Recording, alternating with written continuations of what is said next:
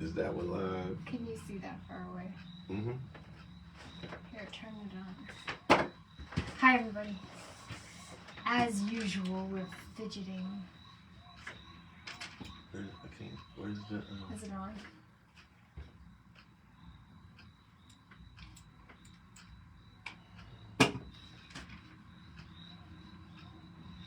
I don't see the mouse. You've been here a half hour. Yeah. Trying to be cool. Trying to be cool. Talking shit. Okay. Well, as you can see, Facebook is for entertainment purposes only. I'll start with that. Yeah. So, yeah. Hi, everyone. Entertainment purposes only. Oh. Well, now what? Does it say it's working? It's good. Yep. That's good. We're going to get used to this eventually. We're Yeah. going to know what we're doing. Mm-hmm. Yeah. Okay. Yep. We just got so many different ones. I know. Any cameraman is willing to donate some time, and for the cause, you can hit us up. Hit us up. I made it back a second week in a row. No coffee though. You said. I got tea. All right. From King Gyros. Euros. Okay, so we're going to do 12 steps, the 4th, and we're going to recap 1 through 4, and then do 4 through 8. So welcome everybody, Wednesday, Midweek Vibes, live at 5. This is for entertainment and educational purposes only. We are therapists, we're not your therapist. Not yours. So, unless you want us to be. Yeah. Send us messages, we can make that happen if you need it, if you need our services. And you can find our profiles and information on psychologytoday.com or behealthyforlife.com, or just hit us up on Facebook. George. I'm George. I have no idea where that came from. Okay. So and also, for those of you who haven't known yet, we started the Midweek Vibes Facebook page. We currently have 70 subscribers already in just a few days. So we would like to get that to over 100 or as many as we can, but we can start going live on that page too once we get to 100 or 60-day old. But you guys ain't gonna let us get to 60 days. You're gonna get the sweet spot is 100 to let us go followers? live. Yes, followers. Okay. To let us go live, and we did great the first. We started a few days ago, and we're already like almost 70. So we need 100, and we can be live. So let's get crack-a-lackin'. Let's get cracking, folks. Yeah. Let's help us out. And you can also message us on there. Any questions, any subjects you'd like us to cover, or anything like that. Questions, or we actually had some great feedback on last week's. Some constructive criticism, which is okay, and we really took that to heart and talked about it. We always Everything do. you guys say to us is really important to us, and absolutely. If there's confusion or questions, comments, concerns, then just tell us. Yeah. We want that feedback. We welcome that feedback. Absolutely. We don't know it all. This is just like we said, for entertainment. Well, we'll talk about that.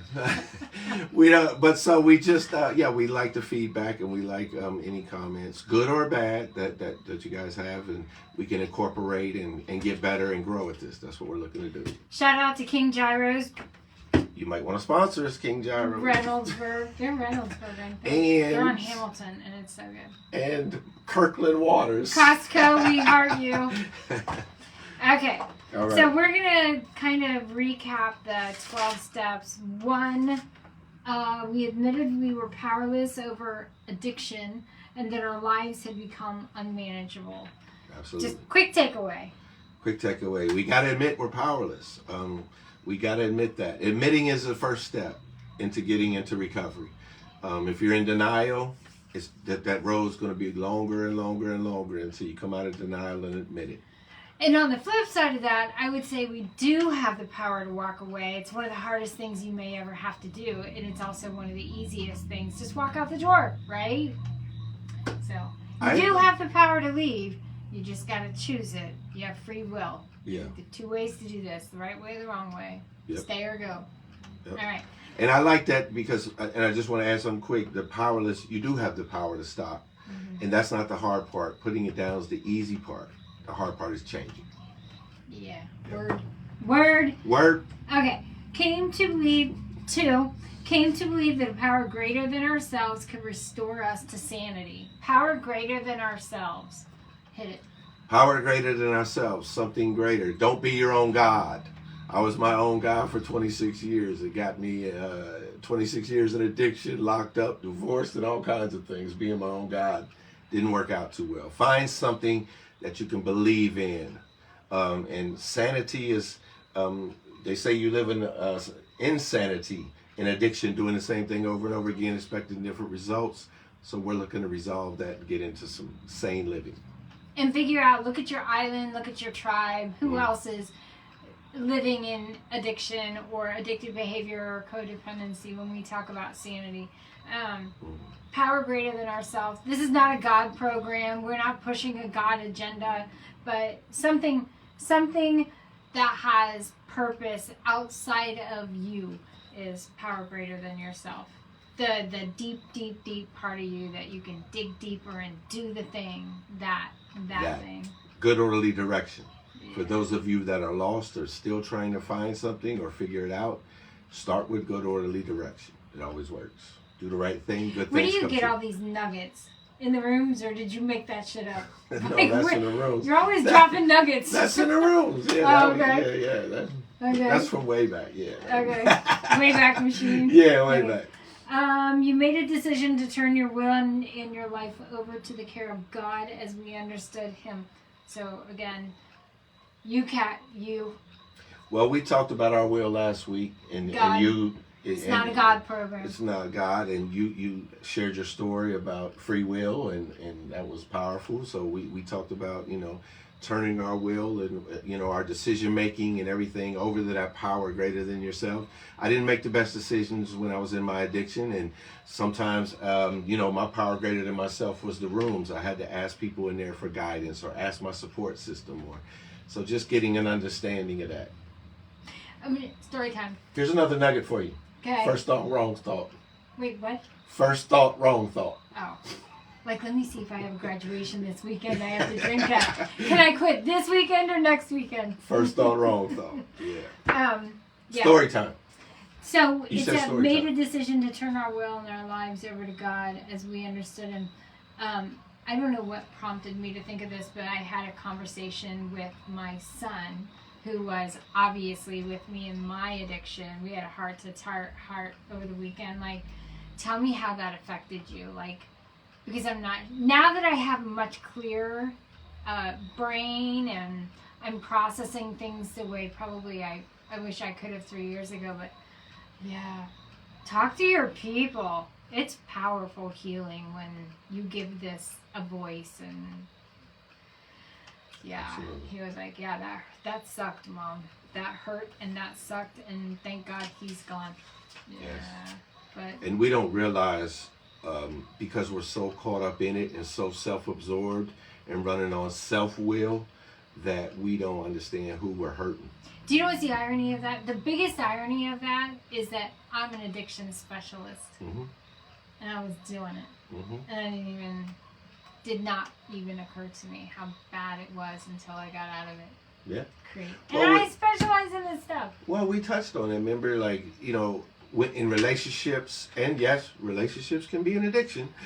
Sex, That's what mine. Yeah. eating. I'm not a sex addict. No, He no, was. no. He No, no. was my addiction. No, I was getting to say that. Like relationships, sex, eating, these are things that we do as just humans that are naturally, we crave those things. And so when it's harder to deal with and to counsel and to work through when you have an eating disorder, because you still have to eat every day. Or, sex is on the Maslow's hierarchy of needs. And so to stop that, to ask somebody to totally stop that, those are challenging things. Relationships, we all crave intimacy and relationships, friendships, all those things. So it's hard. It's not just like, and as you said last week, I think it's not just like heroin. Stop it. It's killing you.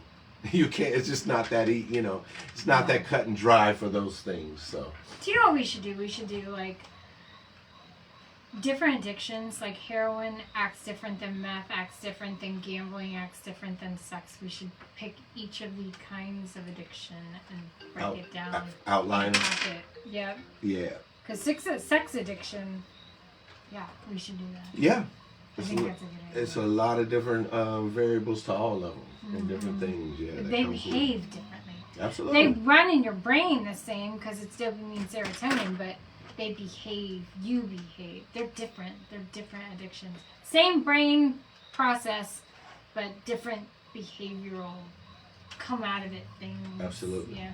Absolutely. And it affects your families different. Absolutely. Okay, number 4, made a searching and fearless moral. This is what Christian and I talked about. I was like, let me start asking questions about this. Made a searching and fearless moral inventory of ourselves. Mm-hmm. Number 4. Everybody gets stuck on number 4. Yeah.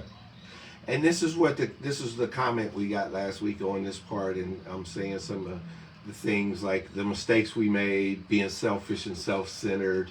If you Stagnant. You used the word stagnant. Stagnant. Yeah. Oh yeah, but yeah, I'm gonna get to that.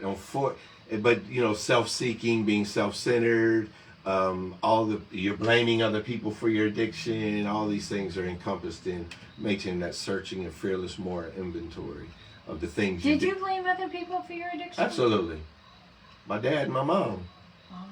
If my dad wasn't an alcoholic, if I wouldn't have grew up like that, if my mom would have just saved us from the abuse, it went on and on.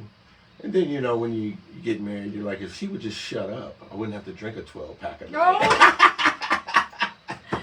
If the kids would just behave, I wouldn't have I saw your post of your backyard, so that's your new 12-pack. That's my new piece, yes. You're not shutting up, I'm going out back. I'm going out back. Yeah. With my fairy lights. Yeah. Pretty fairy lights. You did turn into a butterfly. No, tree. listen, that's a palm tree.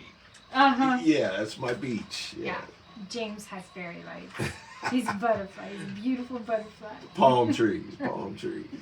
Okay, number 5. You want to move on to number 5? Made a searching and fearless moral inventory. What else do you want to say about that? Just making that inventory, like I said, looking at all your things you've done wrong and what you want to correct in your life and how you want to correct them.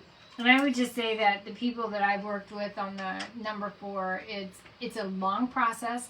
It's not something you're going to be able to do overnight, and yes. It's very telling.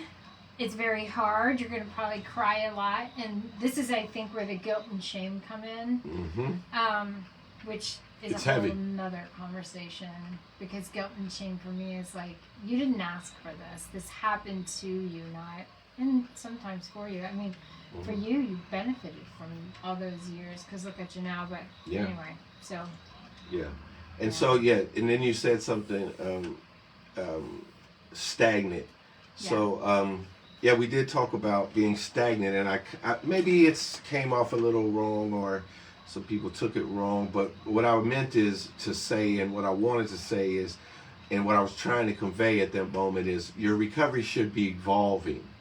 If it should be, as you grow in your sobriety and the longer you're away from your addiction, it should be evolving. You should be moving to new things, searching out new things, challenging yourself, yourself for your recovery and doing more things. And that's what I meant, And I think I used an example of somebody going to a meeting every day for 25 years. If that works for you, by all means, I don't want to say not do it. I was just saying, for me, my recovery over the years has been evolving and just evolving and evolving, and I've been growing in the process. So that's what I was trying to say. And for me, like, if I meet someone that's been going to the rooms for 25 years, I want to understand what happens if you stop. Are you sober? Mm-hmm. No. Yeah. So. Yeah. Yeah. Definitely. Okay. All right. That was 1, 2, 3, 4. Move on to 6. 5. 5. Admitted to God. PhD. Admitted to God, to ourselves, and to another human being the exact natures of our wrongs. I told you I needed coffee before we started this. Yeah. I think I should just have Starbucks every day that we start this. Yeah. I didn't even comprehend what you just said on the Admitted to God, to ourselves, and to another human being the exact natures of our wrongs. Sounds like 4. 4 is making that searches and fearless more inventory. Now what we're going to do in 5 is we're going to take that inventory, right?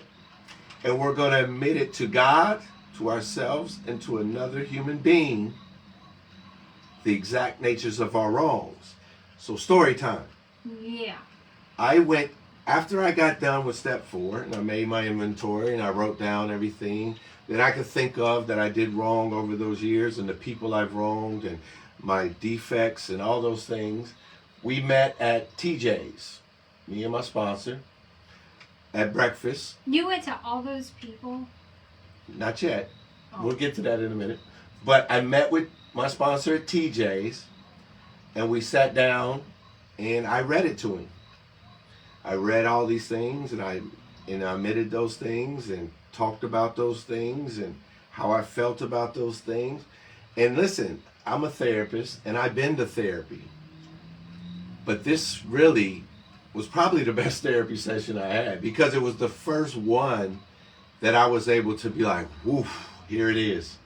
Take this, please, because I don't want it. You know? And so I dumped it all on him. And he shared some things with me about his past and, made me feel comfortable.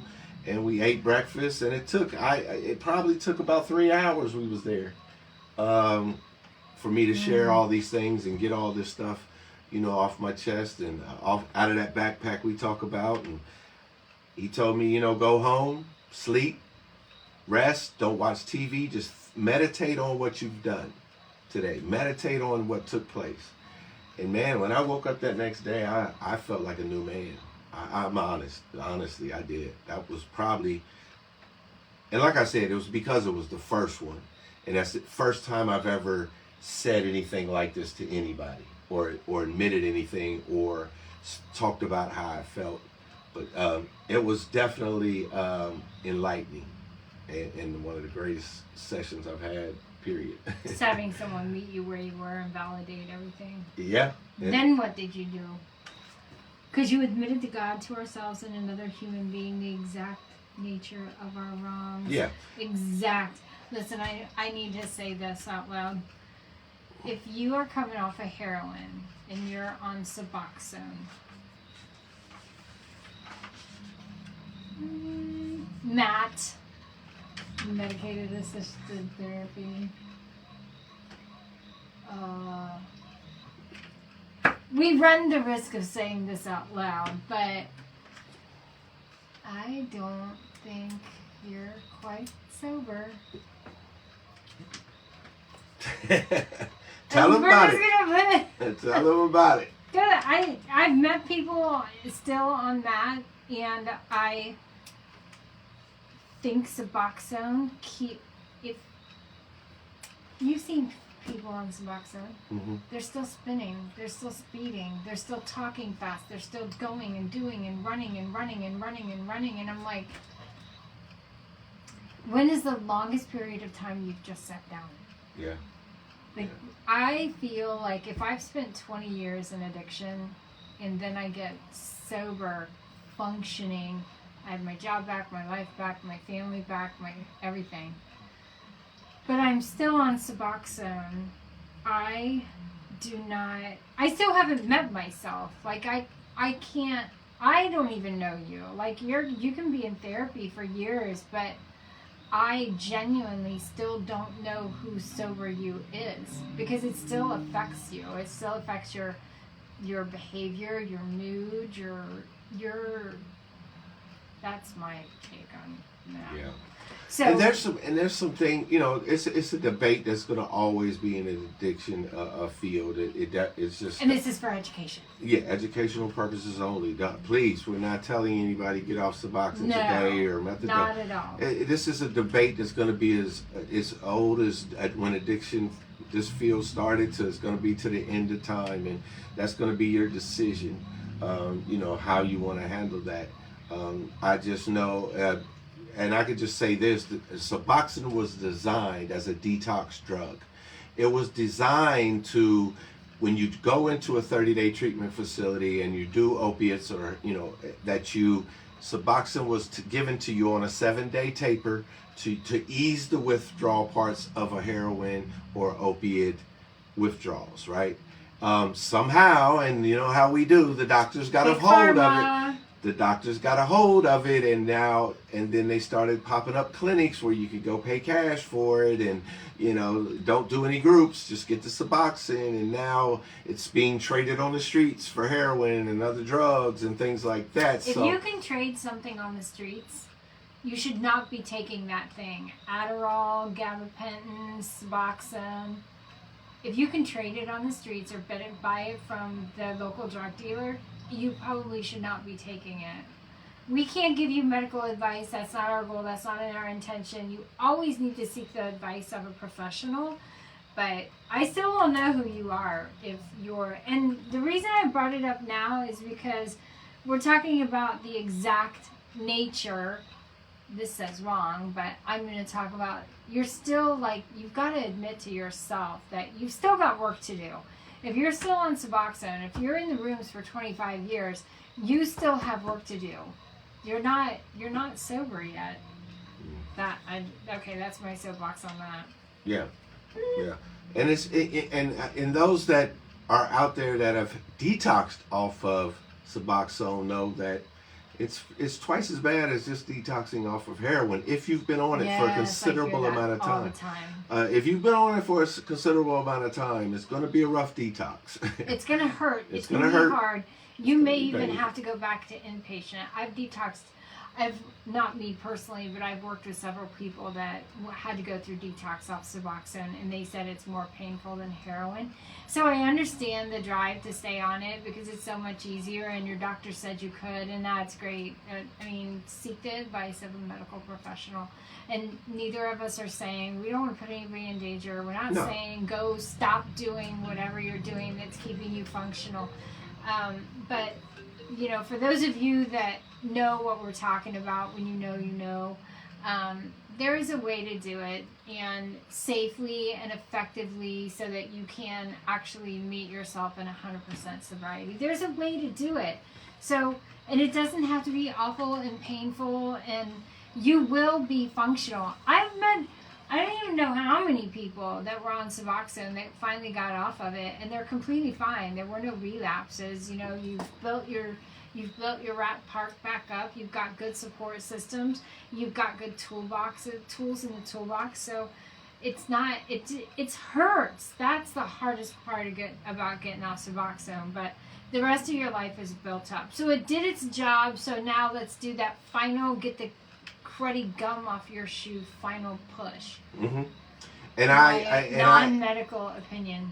Yeah, and I like the Vivitrol shot as an alternative to bridging that gap between, stopping and, getting into treatment and finding your niche in treatment in the rooms and using that for 3 to 4 months to ease yourself in there. It stops the cravings. It reverses the effects of opioids. So I like that. I do like that as an alternative, and acupuncture and massage and reset in Cleveland. There's so much new information and technology and treatments now. It's just it's archaic for us to believe that you can be on Suboxone for the rest of your life.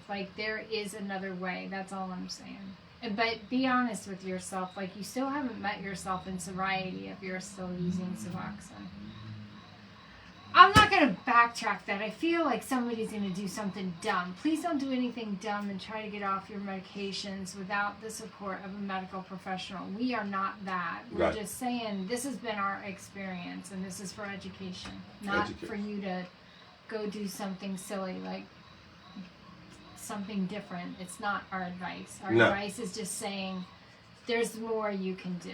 It's available. It's accessible. There's more. Absolutely, and a lot of people don't know about the options because they're just told one thing. This is the way to do it. This is the only way to do it, and unfortunately, a lot of that stuff is greed and money motivated.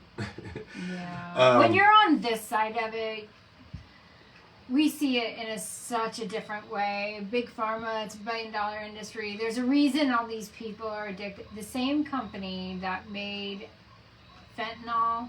What's the other one? Naltrexone and Suboxone. It's all the same company. What a coincidence. Yeah. But anyway, you want to come talk to us about that in a closed door conversation? We can fill your ears. Okay. All right, number 6. We're entirely ready to have God remove all these defects of character. There's that God thing again. Good How orderly can direction. you say this is not a religious God thing? Because God is all over the place in here. I mean, and that word God is my wingman. I'm all about God, but it does turn people off when they see it's a religious program. I don't believe in God. I'm an atheist. But so higher power, something. Good orderly direction. Something. Yeah. Yeah. But what we're trying to do is look at in this thing, this right here. I don't want. This doesn't happen overnight. Not a fan of this one. Yeah. James. Well, it doesn't happen overnight, but what it's telling you to do is look at. Let's say I'm a procrastinator, right? And I procrastinate. How do I change that? And you start seeking advice, seeking suggestions. How can I change being a procrastinator? And for example, one big thing for me, I got a planner. I wrote the times down that needed to be done, what I needed to do, how I needed to do it, and detailed it, and it started helping me. I would refer to my planner. But that's all this is saying. Like, look at things that we need to work on within ourselves, right? And you got to take a hard look in the mirror and be honest with yourself.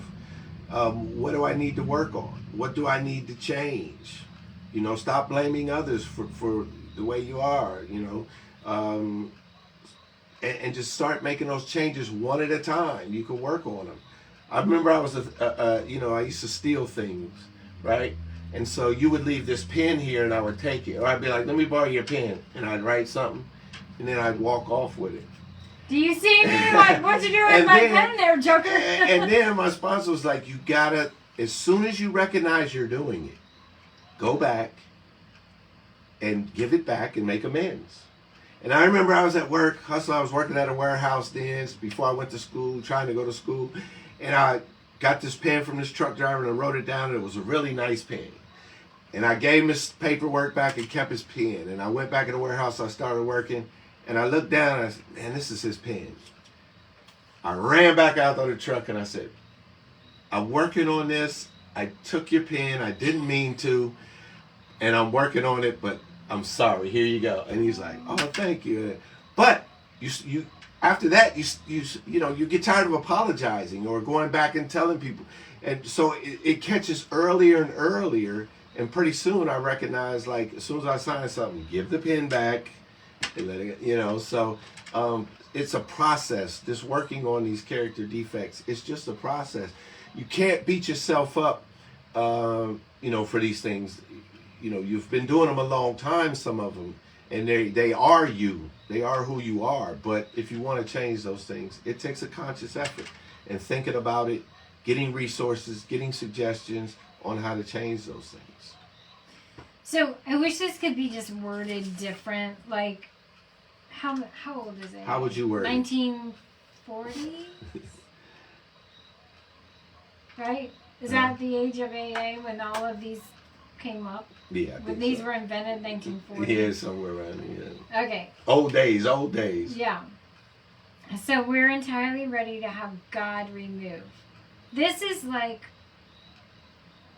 I'm going to say something again that a lot of people might like. But you can't pray this away. You can, but the thing that's going to remove addiction is you, right? The work. Like, the work you put in, the work you invest. And you can ask God for help, and you can ask friends and family and everything else. I love God. God is my dude. Mm-hmm. But this turns people off. I have seen it turn people off. Yeah. I just wish that they could, update this to say, we're entirely ready to remove I don't know, things that hold us back. I don't know. That could, let's AI that sentence and see what comes up. But then the other defects of character. And we all I have trouble with that. Well, we all have defects of character. Even now. I mean, 15 years sober, I still have defects of character. There's still things. But they're saying addiction is a defect. Well, I always say manhood is a journey without a destination. So I'm forever going to be evolving as a man. If I'm putting, Yes, I want to always evolve as a man, right? And that's part of my last week, statement when I said stagnant. I don't want to, for me, ever become stagnant as a man. I want to be better tomorrow than I was today, and so forth and so on, right? And the mistakes I make today, I can correct tomorrow and not do them again. So we have to look at those defects that we have in our character. Defects of character, though, that isn't what made me become addicted to alcohol. And I'm talking about alcohol because this isn't anything. It played a part. Okay, see, and I would argue that being raised the way I was raised played a part. Maybe childhood experience. But where do we develop our character? Our parents. Where do we our religion, our school. But where do we develop our character? I didn't come into the world with character flaws. You developed I didn't come into the world addicted. You developed it. Right, but not because I chose those things. Well, it didn't say you chose them. It's saying... But it's saying, like, I take that personally, defects of character. Remove all defects of character. So, I'll give you an example. You grew up in a loving home, right? I mean... You felt loved. Okay. It was safe. I grew up in a home that I never felt loved. So I developed certain characteristics and defects of character to support that, to combat that. All also bothers me. Like, all is a big word. Like, don't worry about it. The whole sentence bothers you. Like, how do you ever remove all of your character defects? That's impossible. Like, because you're here, by virtue of living, you're going to develop defects because you have to experience life. And you're going to get bruised and bloody and banged up. So, is that a character flaw? Or is that a, learning process that you're just, you have to fail your way up. I think you're missing the most important two words in it. You ready? Yeah. We're entirely ready. You just have to be ready. Okay. Yeah. Okay. But you're right. I do agree with you on all, because I don't believe that we'll ever get rid of all of our defects. I do. And God's not going to do it. I'm going to do it with the help of God. And that's what it's saying. Ready to have God. This just has a lot to it. I think that, if I'm going We've had these debates for years. I know. Yeah. But if a therapist says, are you ready for God to remove all your defects of character? If I, as a clinician, say that to somebody, they're going to be like, who the fuck are you? What? I don't like you. I never discuss God with clients, period. But we say in the rooms, over and over and over ad nauseum, I'm giving my life to God. I'm going to ask God to remove my defects of character. Character flaws can be lovely. Like my not being. So that's 12 steps for as long as I've known you. But we're saying flaws, not defects. These are defects. See how and I, 10 years we've been doing. 10 years. But here's the thing. All I'm going to say on that, on the whole step 6, is look in the mirror with total honesty. Would you date you? No. With total honesty. But that's it. And say, I need to work on this. And you don't have to be an addict. You don't have to. See, why can't we say that? You don't have Everybody change step 6 to that. You don't have to be addicted to anything or be in recovery to be a better person. So I would say that's my advice on that. I like step 6. I look in the mirror. That way. I look in the mirror and I say, I need to work on that. And then I say, intellectually, how do I do it? What resources? I like that much better. What resources do I need? You know, how do I get to the point where I want to improve myself in this area? Like I said, in procrastination. I want to stop being a procrastinator. Okay, look, how do I do that? What's my resources? Where do I get help? Where do I get suggestions? Let's find out. Let's make it happen. Now I'm not that, like, that is a conversation I would have with a client. Absolutely. All day long. All day long. This one is, it's ick to me. I like the way you reworded it. Right? We go with that. All right, there you go. Okay. There you go. Moving on. 7, humbly ask him to remove our shortcomings. Him again. God reference. What is happening? How does anybody not think this is a God program? Would you prefer her? Humbly work to remove my shortcomings. I ain't saying I don't like it. I love God. Everybody knows I love God. But this has to be more inclusive, I think, for this is about me, not making God part of this. Do you understand?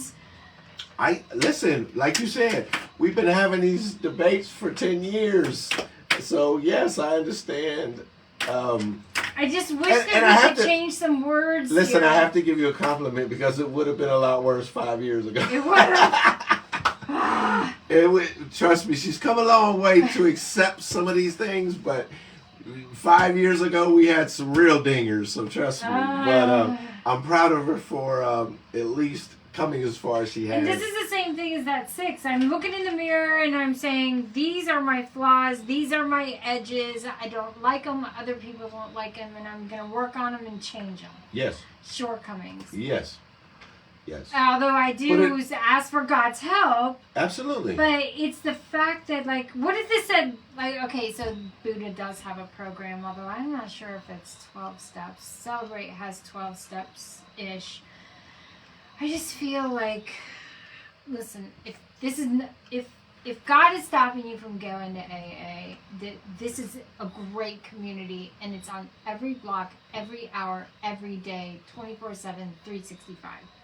So websites too, every day. Just like James and I are having this conversation, like, I feel like, do you guys have these kinds of conversations in the rooms? Like, can you be this authentic? Absolutely. Absolutely. Is this what it's like to talk to your sponsor? Like, fuck, I don't believe in God. Absolutely. Now what? Absolutely. See, so that would say that's good. Can I just say, this is something I've never said. So, let her rip. Yeah, rip the Band-Aid off. This is something I've never said. My sponsor was an atheist. And he worked the 12 steps. And he taught me to work the 12 steps. Think that, yeah. But he never imposed any of his will on me and allowed me to come up with a God of my understanding.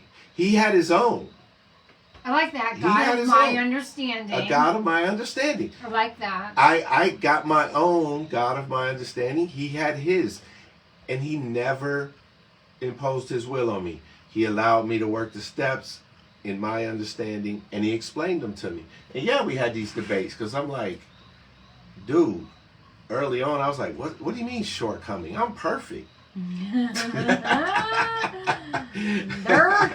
I'm perfect. What do you mean a shortcoming? I don't know what you mean. But, it's just a matter of, and also, we're doing this. I meant to bring my big book, and I'll probably bring it next week.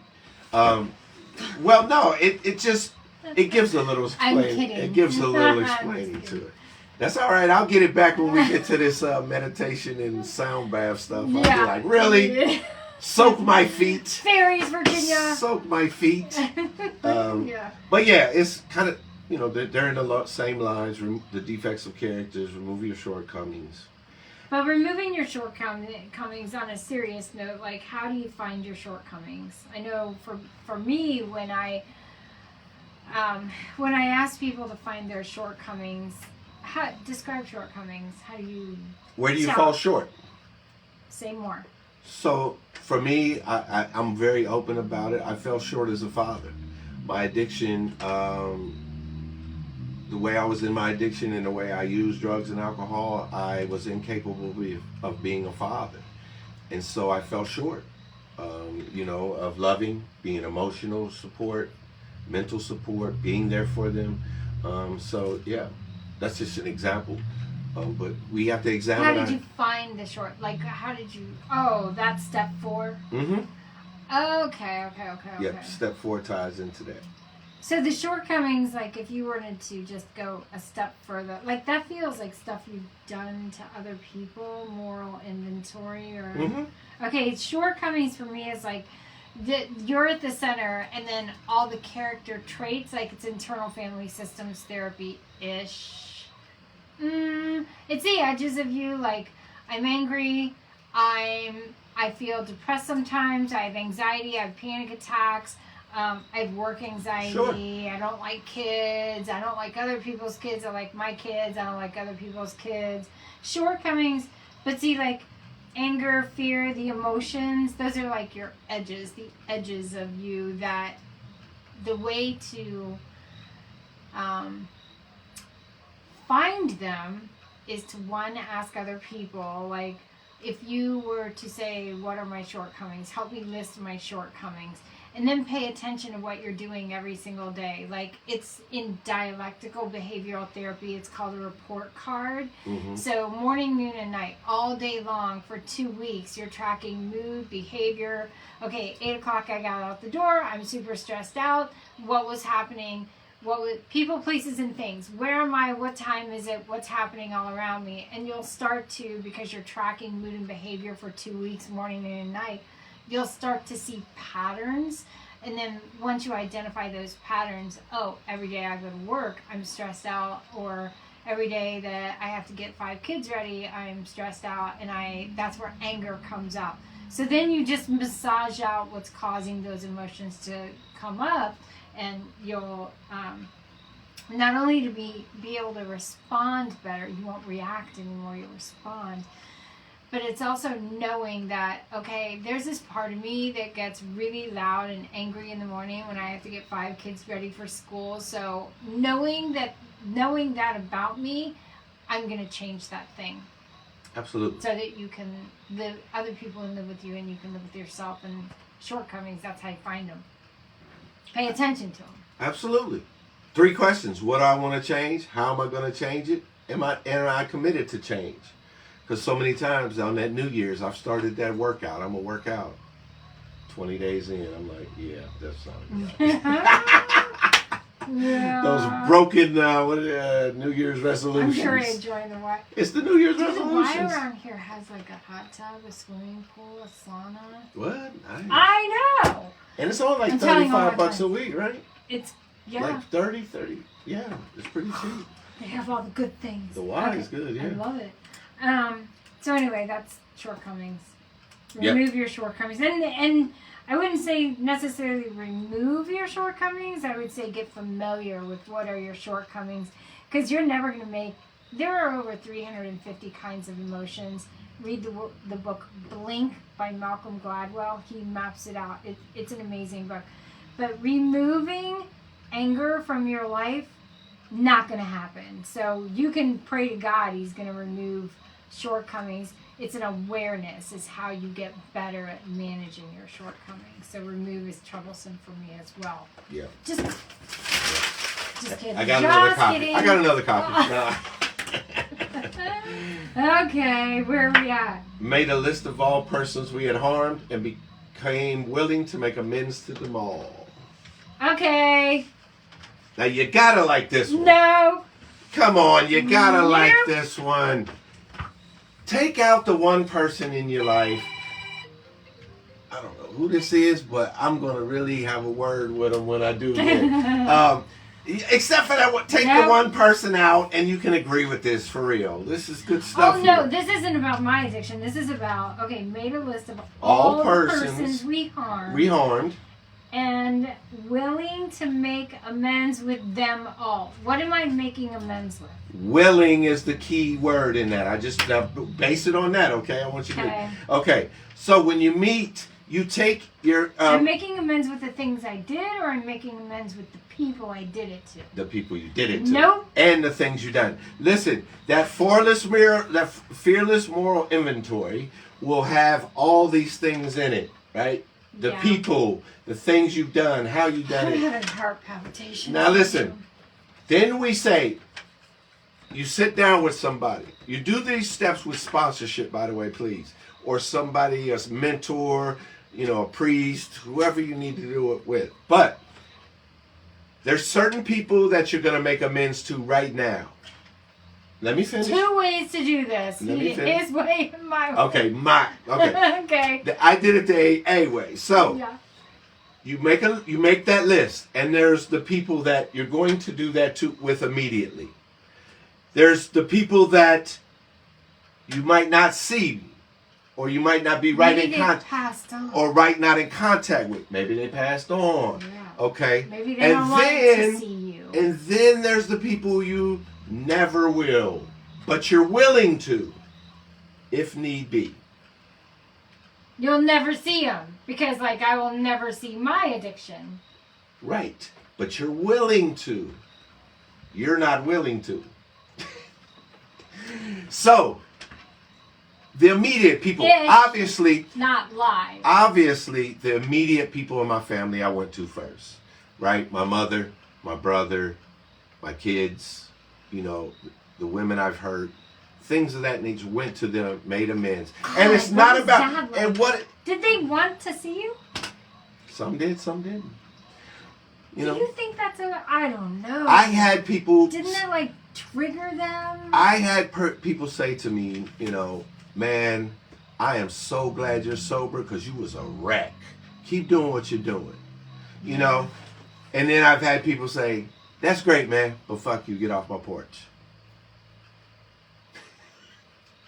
See, that's my... I had that too. Because I feel like that's Facebook, traumatizing. I don't know if I'm supposed to cuss it. I don't know. Okay. No, it's just that I'm willing, and it's as simple as, listen, I know I was wrong. I hurt you. Is there anything I can do to make it up to you? And that's it. That's it. It's that simple. It's no begging. It's no pleading. It's none of that. It's just, I messed up. I hurt you. I did you wrong. Is there anything that I can do to make it up to you?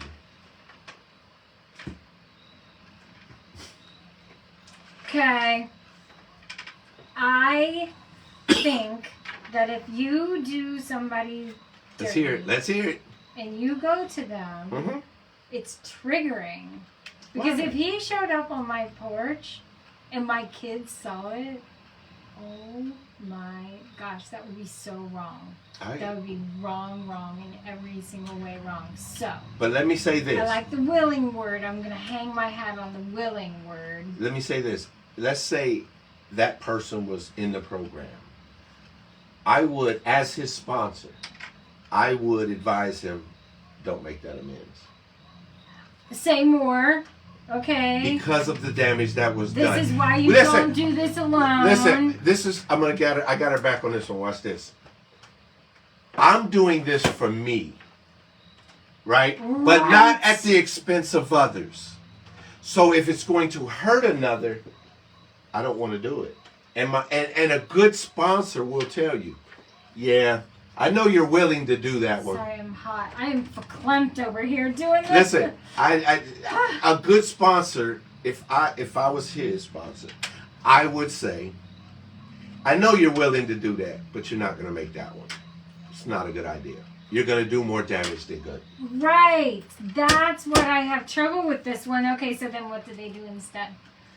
I'm just willing. I'm just willingness. It's just a willingness. So I would take that one step further, and I would do sacred contracts, soul contracts, your contract with the person that you hurt. And that's actually part of our app that's coming soon. Oh my God, this app is the death of me. But anyway, that's for another day. It's amazing, but it's taking forever.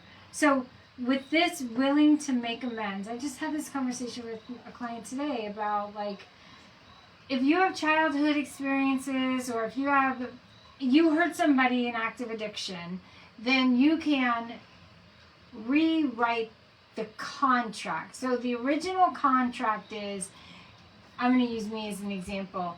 You and I are going to fall in love. We're going to have 7 years of debauchery. We're going to hurt each other severely. And then we're going to go our separate ways and never speak again. And we're probably going to have lifelong trauma from this thing.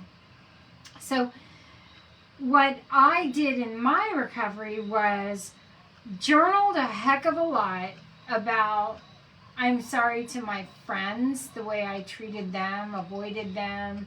I didn't lie, cheat, or steal, but I did, like, I brought him around and they watched him hurt me. I think that happened. Mm-hmm. Yeah. So, and People was like... Friends know, family knows. Yeah. They see it in you. They see a difference in you. I did have one of my nieces I seen a difference aside. in you did at that time. Yeah. I did. Yeah. So... You wasn't, I don't know, you wasn't as, like, confident and... I just cannot believe that happened. Yeah. It's hard to hear that. See how hard that is to hear. Yeah, not that. Don't be sorry. Okay, no, these are things I want to know. Yeah. Maybe it's stuff that, like, the edges of me that I still have not and then worked on. And then, like, us being friends for so long, and when I would come over, like, to your house and we'd talk about business or different things we had going on at that time, I got a bad vibe from him, too. You know, like... He gave everybody that vibe. Yeah, like... My nieces pulled me aside and was like, what is going on? I got a real, like... And I think he came to Theravada a couple times, too, and I was there, and I don't know. I don't know. Yeah. It was just... I don't know. So anyway, in my recovery, I went back to all the... I did that moral inventory, although I didn't use it the 12 steps because this is an Alcoholics Anonymous program, but I did my moral inventory, and then I did that. I wrote a letter to the people. I wrote a letter to my mom and dad, the people that taught me how to love.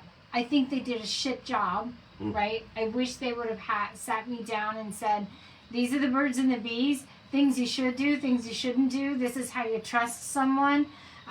This is how you not get yourself in trouble. And when I did get into shit, I don't know how I'm alive. I don't know how I made alive out of high school, to be honest with you. The shit that we all were doing, all 7 of us.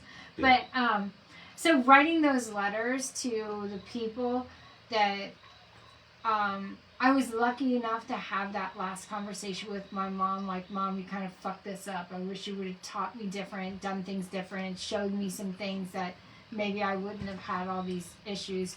But by the grace of God, these lessons were meant for me. These things happened for me, not to me. Mm-hmm. But anyway, so going back to those people that I've harmed, if there are people that I cannot make amends with, and just saying, you know, here's the contract that we had between us. I'm so sorry for the role I played in this, and I am energetically releasing the way I feel, the pain I harbor, blah, blah, blah. And, you know, you can say I forgive you, or you can say I just hold space for this. I think forgiveness is a big giant word that doesn't always deserve a place.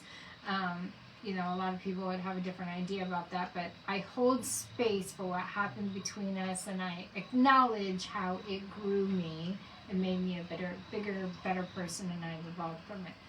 So I'm willing to make amends. And then, like my son the other night, when I was like, tell me how that felt to watch me keep going back to him, and yeah.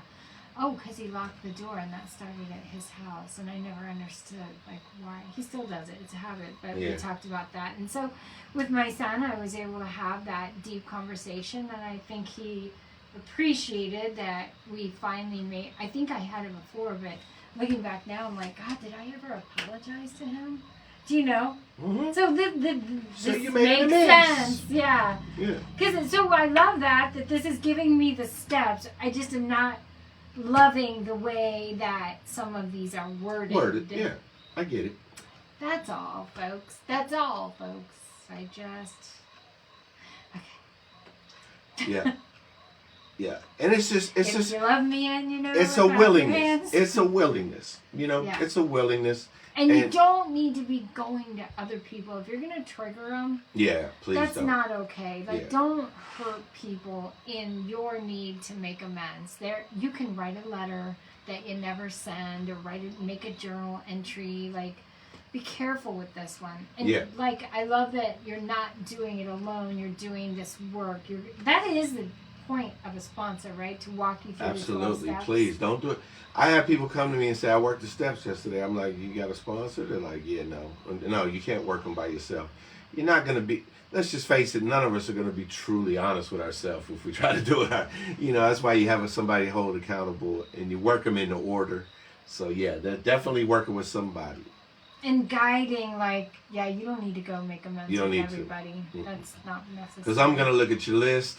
We're already going over your inventory, so I'm gonna have a good understanding of what happened in your life, to who and how, and like I said, if in her situation with the thing, and I know about that, I'm gonna tell that dude, yeah, don't go around. I know you're willing to make it. Don't do it. That is a door you do not knock on. You don't want to open up. Yeah, just leave it alone. Yeah. But you're willing to make it, and there's several I couldn't. I'm willing to. But my sponsor Be told willing to know which ones you just need to hand off to the universe or God. Yep. That's too big. Too much. Too big. Doing too much, man. And I had some huge ones. And he said, absolutely not. You're not doing that.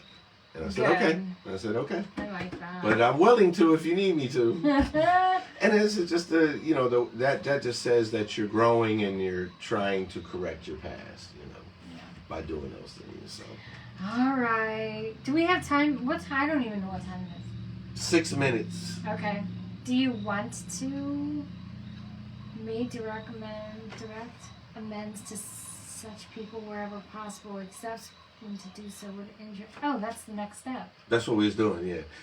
I think this Combined makes a the list. two. Yeah, we just combined the two. Okay, so we're gonna back up the truck on that a little bit, because this says be willing to make amends. Yeah.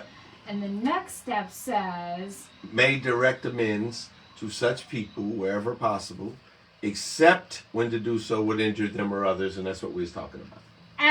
So that's the next step. Yeah. See how.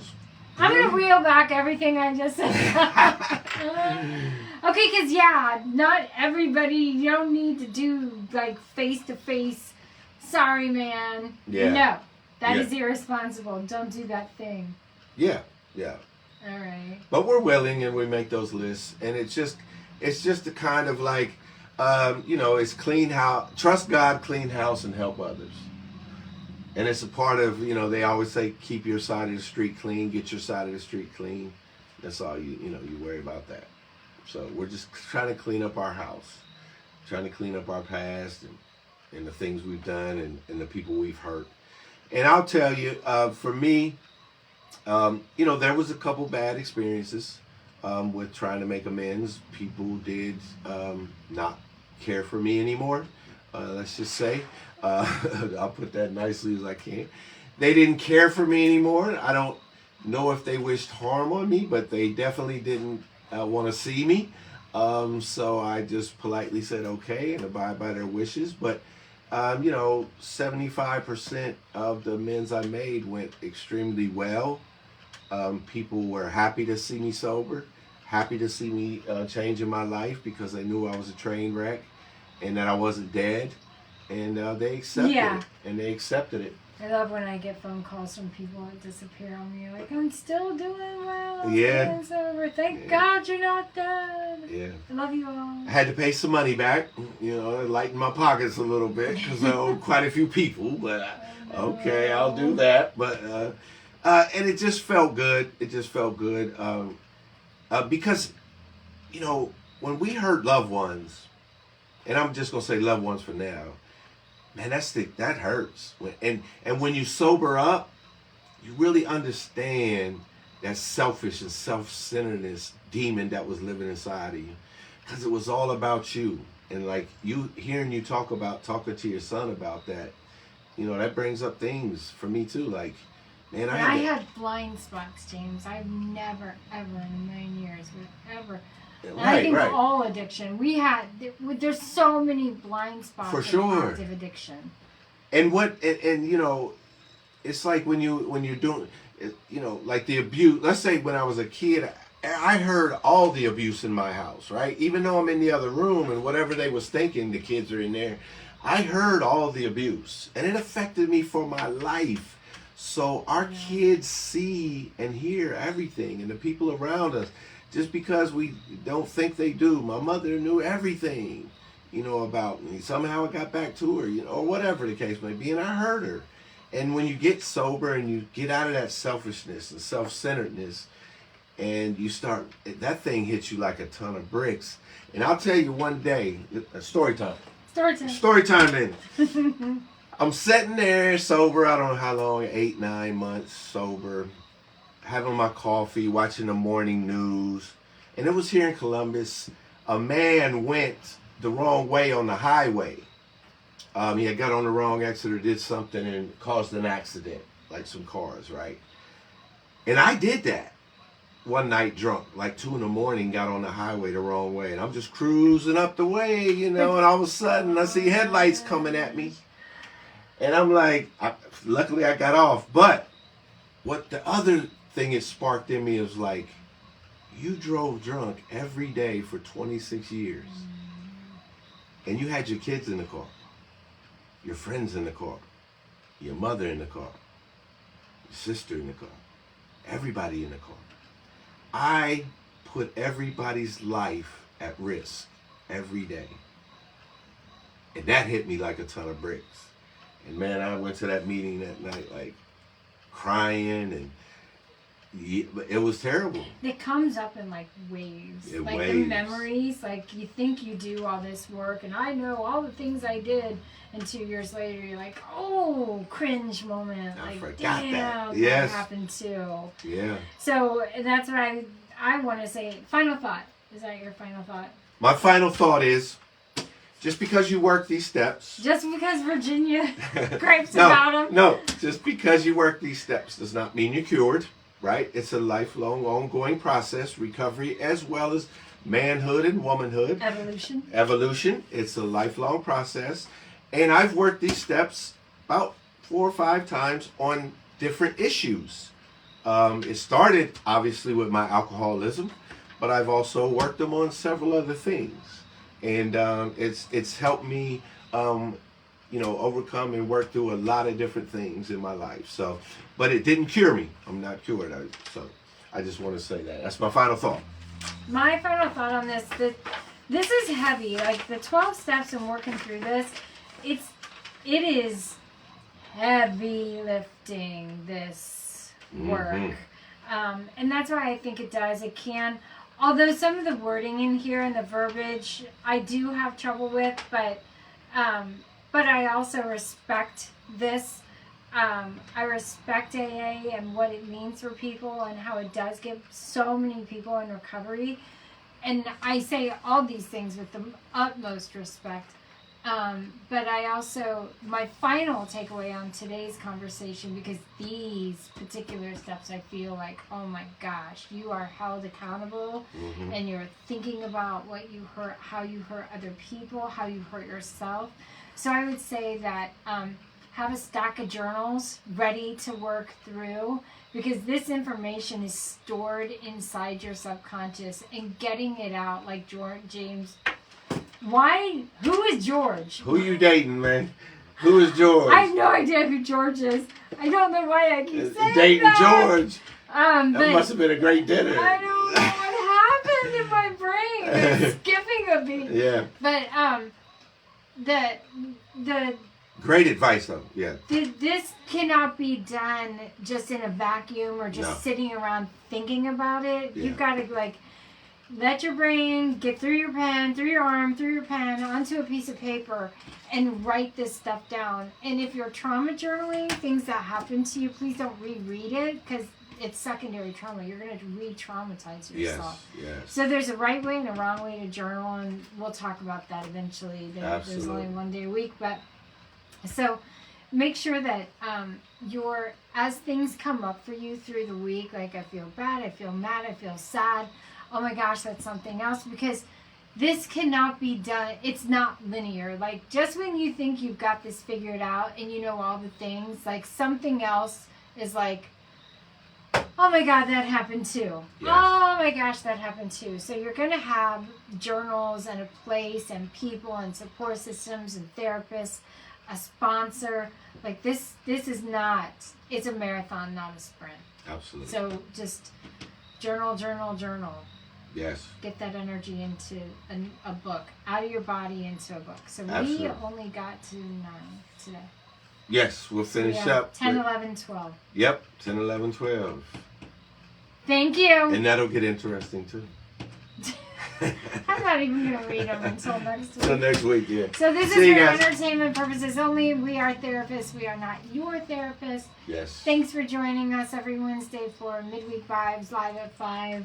Go to Midweek Vibes Facebook page. We need 30 more subscribers so we can go live on that page and start having everything fun over there. Everybody can kind of join us all there. Yeah, we you wouldn't guys need can talk to us. Yeah, we can start doing some interactive things. We can have some questions going on Yeah, your phone is going crazy this whole time. I know. As we're live, we can start.